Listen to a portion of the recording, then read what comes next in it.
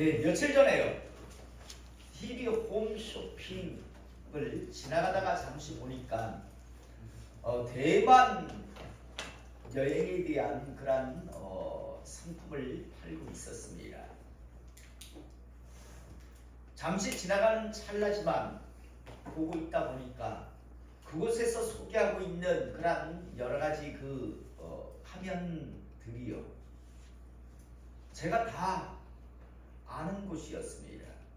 왜냐하면 우리 성도님들도 아시겠지만 제가 10월 달에 노예 목사회에서 대만 목회자 세미나가 있어서 그곳에서 세미나도 하고 또 그곳에 가보아야 할 그런 곳들을 들렸다 왔거든요.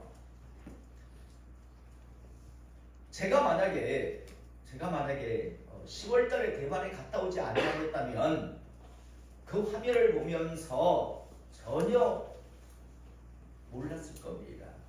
그냥 대만이라고 하는 곳이 저런 곳이 있는가 보다. 그러나 전혀 저한테 와닿는 게 없었을 겁니다. 그런데 제가 10월 중순쯤 갔다 와 보니까요.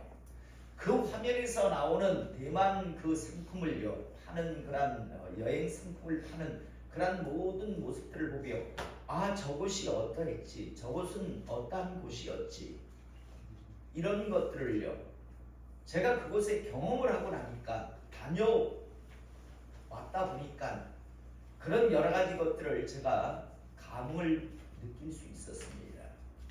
그러면서 저는 목사이기 때문에 모든 것에 대해서 그런 목회와 또 하나님과의 관계를 연관짓는 그런 것이 있는데요. 저건 하나님과의 관계에서도 마찬가지겠구나. 내가 아는 만큼, 내가 경험한 만큼 이해할 수 있고 결정할 수 있고 판단할 수 있고 생각할 수 있는 것이구나 라는 것을 그때 느꼈습니다. 여러분, 많은 사람들이요 자기가 아는 만큼 하나님에 대해서 생각합니다. 저는 우리 성도님들이 정말 하나님을 제대로 아는 하나님의 사람 되시기를 이 시간 축복합니다. 많은 사람들이 하나님에 대해서 제대로 알지도 못하면서요 자기가 하나님에 대해서 다 안다라는 그런 생각들을 합니다. 여러분, 경험한 만큼 하나님을 알게 되는 겁니다.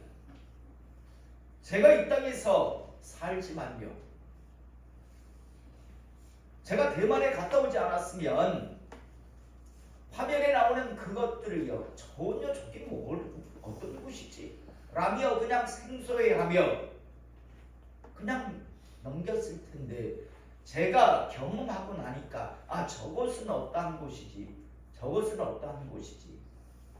우리나라는 63 빌딩이 유명하지만요 대만에는 보니까 101층인가 하는 빌딩이 있더라고요. 전 그곳에 엘리베이터를 타고 올라갔다 왔어요. 그런데 101층으로 올라가는데요 불과 20-30초밖에 안 걸렸어요. 얼마나 빨리 올라가는지요. 대신 대만이라고 하는 곳에는요 지진이 매일 몇 번씩 일어나는 곳입니다. 대만은 섬이거든요. 지진 때 위에 세워진 섬이에요. 그래서 하루에도 서너 번씩 지진이 일어납니다. 그런데 그곳에 101층 빌딩을 세워놨으니 이게 얼마나 위험하겠어요. 그래서 맨 위에 보니까 이게 흔들릴 때마다 그걸 잡아주는요 큰 추 같은 것들을요 만들어놨어요. 달아놨어요. 그리고 그걸 볼 수 있게 또 해놨더라고요. 저는 그 101층 그 빌딩을 화면에서 보면서 저곳에 참 빨리 올라갔다 왔지, 그 안에는 이런 것들이 있었지, 이런 여러 가지 제가 갔다 왔으니까 말을 할 수 있고 이해하지 했겠죠. 다시 한번 하나님과의 관계도 마찬가지라는 것 다시 한번 잊지 않기를 이 시간 축복합니다. 소경에게 코끼리를 갖다가 만지게 했는데 코를 만진 사람은 코끼리는 다 그냥 앞에 길쭉한 코만 있는 것 같이 이야기하고, 다리를 만진 사람은 그냥 기둥 같은 그런 다리만 가지고 자기가 아는 코끼리가 전부일 것이고, 코끼리의 꼬리를 만진 사람은 꼬리만 가지고 이야기할 겁니다. 다시 한번 하나님에 대해서 더 크고 더 깊게 아는 그런 하나님의 사람들 되시기를 내가 아는 만큼 하나님에 대해서 믿을 수 있고 말할 수 있다는 사실 잊지 않기를 이 시간 주님의 이름으로 축복합니다. 우리는 이 땅에서 살아가다 보면 가끔 상대편이 아니면 내가 열심히 무엇인가를 말을 하는데요. 내가 말하는 것을 상대편이 알아듣지 못하는 경우, 또 나가 상대편이 뭔가를 나한테 열심히 뭔가를 말을 하는데 전혀 알아들을 수 없는, 다시 말해서 의사소통이 잘 안 될 때가 가끔씩 있습니다. 예를 들자면 어떤 때인가 하면요, 상대편이 아주 강한 사투리를 사용할 때 우리는 그 사람이 하는 말을요 전혀 알아들을 수 없습니다. 우리가 잘 알다시피 제주도 방언이 아주 특이하다는 걸 아실 겁니다. 예전에 제가 젊었을 때요, 제주도 친구를 한번 사귄 적이 있습니다. 전혀 의사소통에 문제가 없었습니다. 그런데 한번 난 니하고 이야기하면 난 의사소통이 다 잘 돼. 왜 제주도 말이 어렵다 하지? 라고 제가 이야기하니까 내가 제주도 말을 사용 안 해서 그렇지 라고 하더라고요. 한번 사용해봐. 내가 한번 알아들어 볼게. 라고 하면서 한번 말을 해보라고 했어요. 그런데 쏟아내기 시작하는데요, 한마디도 못 알아듣겠어요. 한마디도요. 정말 제주도 말을 갖다가 막 하니까요. 가끔씩 요즘은요, 저쪽에 전라도 목사님과 경상도 목사님들이 요새 이렇게 모임을 갖습니다. 그런데요, 서로 저는 강원도 사람이 돼서 다 알아듣는다라고 생각했는데 정말 오리지널로 전라도 말로 하니까요 못 알아듣겠어요. 경상도 사람들이 못 알아들어요. 그런데 또 경상도 목사들이요 오리지널로 또 경상도 말로 막 뱉어내니까요 전라도 목사들이요 전혀 못 알아듣더라고요. 서로가 서로에게 어느 정도 표준적인 말을 하니까 서로 되는 거지, 정말 진짜 오리지널로 막 사투리 방언으로 하니까 의사소통이 참 여러 가지 부분에서 막히는 것을 보았습니다. 두 번째로요, 발음이 불분명한 사람과 대화할 때, 이때 또한 우리는 상대편이 하는 말을 잘 알아들을 수 없을 때가 있습니다. 그래서 우리는 가끔 이렇게 얘기하죠. 그러니까 뭐라고 말씀하셨죠? 제가 잘 알아듣지 못했습니다. 다시 한번 말씀해 주세요. 라고 하는 그런 말을 이런 사람과 할 때는 자꾸만 하게 됩니다. 그 다음 세 번째로, 언어가 완전히 다른 외국인과 말할 때, 이때 역시요 우리는 상대편의 말을 잘 알아들을 수 없습니다. 사랑하는 성도 여러분, 그러나 아무리 강한 사투리를 사용하는 사람과 대화를 하더라도, 또 발음이 불분명한 사람과 대화를 나누고, 또 언어 자체가 완전히 다른 외국인과 대화를 나누려고 하지만 의사소통이 처음에는 잘 이루어지지 않더라고요. 조금만 시간을 두고 서로 노력을 하면요, 저 사람이 무슨 말을 지금 하고 있는가 어느 정도는 의사소통이 가능해집니다. 제가 몇 년 전에 말레이시아에 갔을 때요, 전통시장에 갔었어요. 저는 실은 언어에 대해서 굉장히 약합니다. 왜냐하면 제 사고 자체가 경직이 보니까요, 이 언어 배우는 데 있어서 굉장히 참 많은 그런 걸림이 있습니다. 그런데 말레이시아에 갔으니 언어가 하나가 있습니까? 그런데 전통시장에 갔는데요, 흥적이 가능하더라고요. 아니 전혀 말이 서로 안 통하는데도 불구하고 흥정을 했다니까요. 왜? 무엇으로 가능했을까요? 몸짓, 발짓으로요. 간단히 하는 영어 몇 마디 가지고요, 그러면서 알아듣겠더라고요.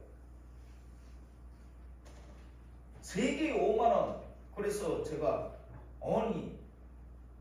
세개에 3만 원. 이거 가능해요. 안 된대요. 뭐 서로 하다가 나중에 결국 3만 원이 사지더라고요. 아니 언어가 다른데도 불구하고 서로 제가 지금 나한테 지금 뭐라고 이야기하는가, 나는 또 뭔가를 지금 뭘 요구해야 하는가를 갖다가 서로 정확한 언어가 통하지 않는데도 불구하고 흥정을 했다니까요. 그리고 서로 신경전도 벌이고요. 서로가 노력을 하니까 얼마든지 의사소통이에요.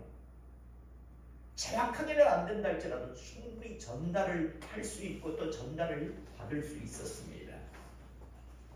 그런데요, 살다 보면요, 의사소통이 불가능한 사람들을 우리는 만날 때가 있습니다. 어떤 사람들을 만나면 의사소통 자체가 완전히 불가능한가 하면요, 분명히 상대편이 하는 말과 그 말의 의미와 뜻을 정확하게 알아들었음에도 불구하고 상대편의 말을 거부하거나 인정하려 하지 않고 들으려 하지 아니할 때, 그때의 만남입니다. 여러분, 이런 사람들과는요, 의사소통이라고 하는 것을 전혀 할 수가 없습니다. 왜냐하면 들으려 하지 않고 인정하려 하지 않고 거부하려고 달려드는 사람에게 아무리 같은 언어로요, 아무리 유창한 말로 말을 한다 할지라도 알아듣기 쉽게 비유로 풀어서 이야기해도요, 상대편은 알아들으려고 인정하려고 하지 않기 때문에 의사소통이라고 하는 것이 전혀 이루어지지 않습니다. 이런 사람들과의 관계에서 할 수 있는 건요, 결국 무엇인가 하면 대화를 단절하는 겁니다. 말을 해봤자 알아듣지 못해서라면 바디랭귀지를 통해서 여러 가지 방법을 통해서 하면 의사소통이 되는데요, 알아듣는데, 말은 알아듣는데, 그런데 인정하려고 하지 않고 들으려고 하지 않을 때는요, 의사소통 자체가 전혀 불가능합니다. 그래서 할 수 있는 방법은 그냥 관계를 단절하는 것입니다. 우리는 하나님의 말씀인 성경 속에서요, 크게 이 땅에서 하나님으로부터 은혜와 축복을 받아 누리고 산 사람과 하나님으로부터 어떤 은혜도 축복도 받아 누리지 못한 사람으로 나뉘는 것을 보게 되는데요, 그 나님의 기준이 하나님의 말씀을 들은 사람과 하나님의 말씀을 듣지 못한 사람의 그러한 차이가 아니라, 양쪽 다 하나님의 말씀을 다 듣지만요, 하나님으로부터 은혜와 축복을 받아 누린 사람은 힘들고 어렵지만 애쓰고 힘쓰며 하나님의 말씀을 지키고 따르던 사람들이었고요, 하나님으로부터 전혀 어떤 은혜와 축복을 받아 누리지 못한 사람은 하나님의 말씀을 못 들은 사람이 아니라 들었는데도 불구하고 그 말씀을 무시 멸시한 사람이었다는 것을 우리는 분명하게 보게 됩니다. 항상 말씀드리지만요, 우리는 성경 속에 그런 사람들이 얼마나 많이 나오는지 모릅니다. 여러분, 하나님께서는 아간이라고 하는 사람에게 여리고 손의 전리품만큼은 손대지 마. 그건 첫 번째 가나안 땅의 전리품이기 때문에, 헤렘이라고 하는 첫 번째 것은 내 것이기 때문에 그 성에서의 전리품만큼은 손대지 말아라 라고 말씀하셨습니다. 다른 사람들은 그 말씀을 듣고 아무도 여리고 성의 전리품에 손을 대지 않았습니다. 그런데 이 아간이라고 하는 사람만큼은요, 하나님의 말씀을 못 들은 게 아니라 분명히 들었음에도 불구하고, 다른 사람은 그래서 애쓰고 힘쓰며 그 전리품에 손을 안 대고 있는데 자기 혼자만 그 전리품에 손을 대지요. 결국에는요, 이 아간과 그 집안의 사람들은 결국 멸문취하를 당하는 것을 우리는 보게 됩니다. 못 들은 게 아니라 들었지만 그 말씀을 무시 멸시했기 때문이라는 것이죠. 또 사울왕 같은 경우에도 아말렉을 진멸해라, 짐승조차도 살려주지 말라라고 했는데요. 못 들은 게 아니라 분명히 들었어요. 사무엘 선지자를 통해서 하나님의 뜻은 이것이다라고요. 그런데 들었음에도 불구하고 그 말씀을요 무시 멸시합니다. 사람들의 말을 듣고요.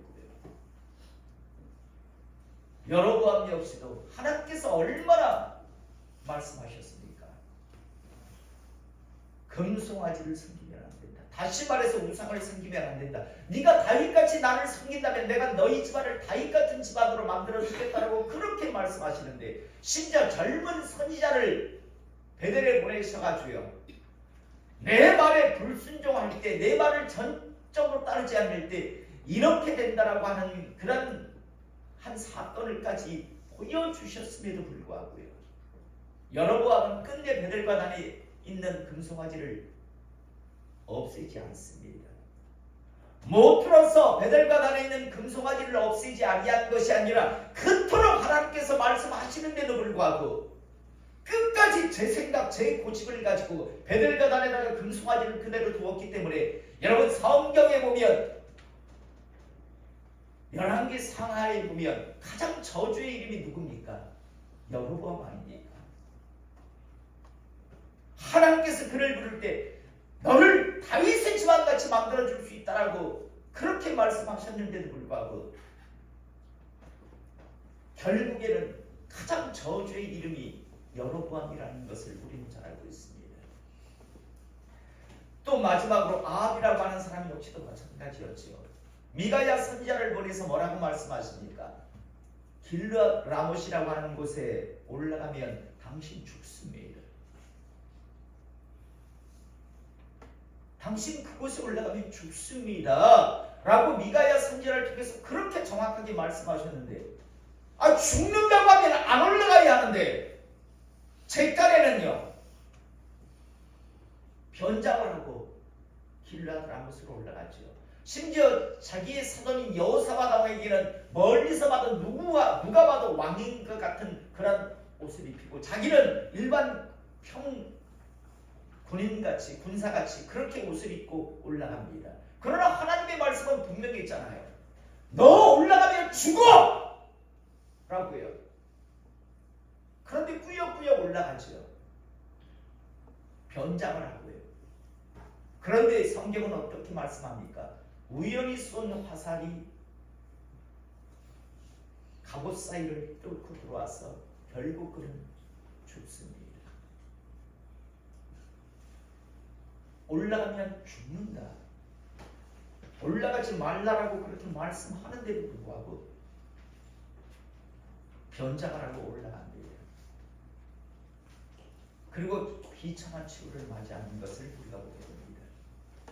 한마디로 말해서 하나님의 말씀을 못 들어서 그렇게 비참한 치유를 맞이하는 사람들이 아니라요, 들었는데 그 말씀을 무시 멸시했기 때문에, 못 알아들어서가 아니라 알아는 들었는데 하나님의 말씀을 무시 멸시했기 때문에 결국에는 비참한 최후 종말을 맞이하는 것을 우리는 보게 됩니다. 다시 한번 여러분들에게 말씀드립니다. 성경에는 크게 두 종류의 사람으로 나뉩니다.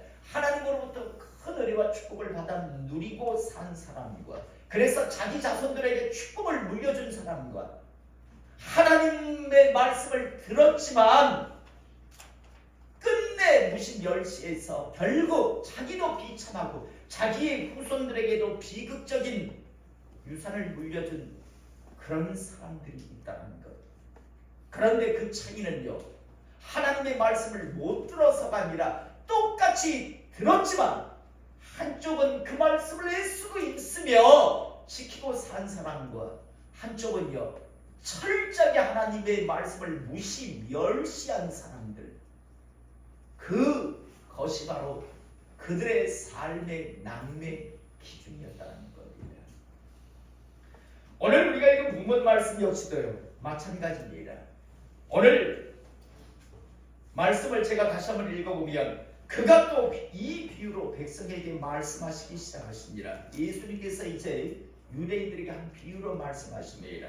어떤 비유인가 하면 한 사람이 포도원을 만들어 농부들에게 세를 주고 타국에 가서 오래 있다가 어떤 사람이 포도원을 멋지게 이제 마련했습니다. 그리고 이제 이 사람은 이 포도원 주인은 멀리 타국에 가 있어야 해서 갔습니다. 대신 그곳에 사는 농부들에게 새로 그 포도원을 이제 나누어 주었습니다. 그리고 때가 이르매 포도원 소출 얼마를 바치게 하려고 한 종을 농부들에게 보내니 이제 포도 수확이 가능해졌을 때 멀리 타국에 있는 이 주인이요 그곳에서 자기의 종을 이제 이 포도원 농부들에게 보냅니다. 이제 충분히 소출이 되었으니 그곳에서 세를 주었으니까 세를 받는 게 당연하잖아요. 그래서 이제 농부들이 한 종을 농부들에게 보냈습니다. 세를 받기 위해서. 그런데 농부들이 종을 몹시 때리고 거저 보내요. 당연히 세를 바쳐야 하는데 그런데 이 농부들은요 주인이 포도원 주인이 보낸 종을 때리고 몹시 때리고 그냥 빈손으로 돌려보냈습니다. 그러자 11절에 다시 다른 종을 보내니 그도 몹시 때리고 능욕하고 거저 보내었걸. 혹시 무슨 착오가 있겠다 싶어서 다른 또 종을 보냈습니다. 그러자 그도 몹시 때리고 능욕했다라고 말씀합니다. 희롱을 한 거죠. 능욕하고 거저 또 보냈습니다. 빈손으로 돌려보냅니다. 그러자 다시 세 번째 종을 보내니 이 종도 상하게 하고 내쫓은지라. 종을 세 번씩 보냈는데 이 포도원 농부들은요 희롱하고 조롱하고 때리며 빈손으로 보내었습니다. 13절에 포도원 주인이 이르되 어찌할까 내 사랑하는 아들을 보내리니 그들이 혹 그는 존대하리라 하였더니 우리는 여기서요 이 비유에서 배역들이 누구인가를 잘 알고 있습니다. 포도원 주인은 누구였을까요? 하나님이시죠.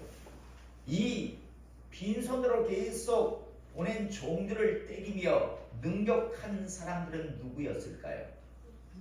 유대인들, 이스라엘 족속들. 그리고 와서 두드려 맞고 주인이 보내서 계속 왔다가 두드려 맞고 간 이 종들은 누굴까요? 누구요? 예, 하나님의 종들. 하나님의 말씀을 받아서 와서 하나님의 일을 대신했던 선지자들, 하나님의 종들입니다. 오늘 이 하나님으로 비유되는 포도원 주인은요 어찌할까 내 사랑하는 아들을 보내리니 그는 존대하리라 했더니 그들이 인간이라면 그들이 내 은혜를 받은 자들이라면 내 아들을 보낸다면 그래도 그들이 존대하지 않겠는가? 인간이라면 사람의 탈을 쓴 자라면 내 은혜를 정말 아는 자라면 내 아들을 보내면 그들이 존대하지 아니할까라는 그런 생각으로요 아들을 보냅니다. 그런데 14절에 보니까 농부들이 그를 보고 그 아들을 보고 서로 의논하여 이르되 이는 상속자니 아들인 줄 아나요 모르나요? 압니다. 여러분 유대인들이요 예수님을 죽일 때 예수님이 메시아 그리스도라는 걸 몰랐을까요? 어느 인간도 할 수 없는 그 표적을 증거를 보여주셨는데요. 그런데 그들은요 자기들의 그 욕심을 내려놓지 못해서 결국 예수님을 죽인 것 아닙니까? 오늘 이 비유에서도 이는 상속자니라는 말씀을 통해서 메시아 아들인 줄 알았어요. 이는 상속자니 그런데 이후에 존대하자, 존귀 여기자, 대우하자가 아니라 죽이자라고 이야기합니다. 죽이고 그 유산을 우리의 것으로 만들자고 포도원 밖에 내쫓아 죽였느니라. 결국은 그 아들을 죽였습니다. 이 악한 농부들이요. 그런즉 포도원 주인이 이 사람들을 어떻게 하겠느냐 묻습니다. 이런 짓을 한 이 포도원 이 농부들을 이 악한 농부들을 포도원 주인이 어떻게 하겠느냐라고 이야기합니다. 그러면서 아무 말도 하지 못하자 와서 그 농부들을 진멸하고 포도원을 다른 사람들에게 주리라라고 말씀합니다. 그런데 16절 중하반절을 보니까 사람들이 듣고 이르되 그렇게 되지 말지이다 라고 말을 합니다. 여러분, 이 말을 통해서 우리는 무엇을 알 수 있습니까? 그렇게 되면 안 되지요 라는 말. 여러분, 그게 자기들의 말인 줄 못 알아들었다면요, 못 알아들었다면 당연한 것 아닙니까? 그 인간 같지 않는 것들을 싸그리 다 죽여버려야지라고 반응이 나오는 게 그게 당연한 거잖아요. 그런데 그렇게 하면 안 되지요라고 하는 이 말 속에서 주님의 이 비유를 듣고 있었던 이 유대인들은요, 주님이 말씀하시는 이 비유의 의미를 알아듣고 있었다는 겁니다. 여기서 이 인간 같지 않냐 이 악한 농부들이 누구인지를 그들은 알고 있었습니다. 자기들이라는 거예요. 철저하게 그들은 알고 있었습니다. 그래서 그렇게 되지 말지어다, 말하지이다라고 그렇게 말합니다. 자, 여러분, 이후에 보니까 그들을 보시며 이르시되 그러면 기록된 바 건축자들의 버림들이 모퉁이의 머릿돌이 되었느니라 하니 어쩌니라. 무릇 이 돌 위에 떨어지는 자는 깨어지겠고 이 돌이 사람 위에 떨어지면 그를 가르고 만들어 흩으리라 하시니라 라고 말씀합니다. 이 말씀의 의미는 너희들은 결국 그 악한 농부의 짓을 할 것이다. 그리고 나중에 심판할 때 이제 그 너희들이 죽인 그 하찮다고 여기며 버린 그 모퉁이들이 너희를 박살낼 것이다 라고 그렇게 지금 말씀하시는 거죠. 그러면서 19절 서기관들과 대제사장들이 예수의 이 비유는 자기들을 가리켜 말씀하신 인 줄 알고 예수님 앞에 나왔던 자들이 그렇게 되지 말지이다 라고 말한 이유, 또 오늘 자기들을 가리켜 말씀하심인 줄 알았다라고 성경은 분명히 말씀합니다. 여러분, 주님께서 이 말씀을 하신 이유 뭡니까? 멈추라는 말입니다. 지금이라도 멈춰라. 지금이라도 내 말에 순종하며 살라. 내 말을 그렇게 무시멸시하며 살지 말라라고 주님께서 기회를 주시는 겁니다. 그리고 주님의 그 비유의 말씀을 듣던 대제사장들과 서기관들은 주님의 이 비유에서 자기들이 어떤 비유에 속한 자인 줄 알고 있었습니다. 못 알아듣는 게 아니라 알아듣고 있었다고요.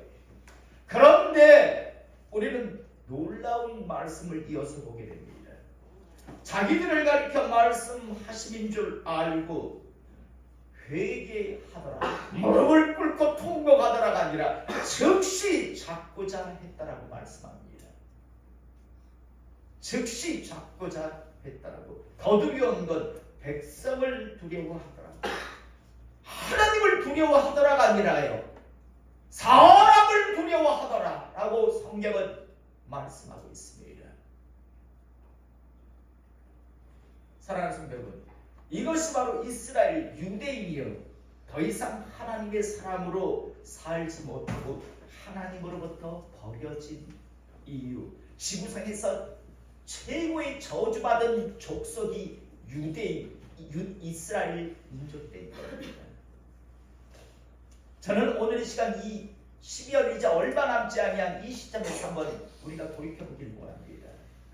2023년을 살아오시면서 참 힘들고 어렵지만 애쓰고 힘쓰며 하나님의 말씀을 붙들고 하나님 말씀에 순종하려고 하며 살아온 그런 시간들, 삶이었습니까? 아니면 여러 가지 이유, 핑계를 대면서 하나님의 말씀을 철저하게 무시하고 멸시하며 살아온 삶이었습니까?